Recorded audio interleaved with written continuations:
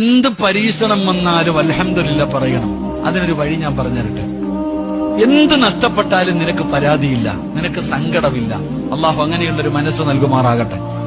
അള്ളാഹു അങ്ങനെയുള്ള മനസ്സ് നൽകുമാറാകട്ടെ. ഒരു വഴി പറഞ്ഞുതരട്ടെ, ഒരു വഴി പറഞ്ഞുതരട്ടെ. വേണോ വേണ്ടേ?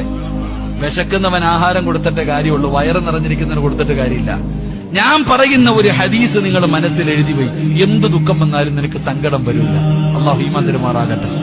പറഞ്ഞുതരട്ടെ, വേണോ വേണ്ടേ? വേണോ വേണ്ടേ?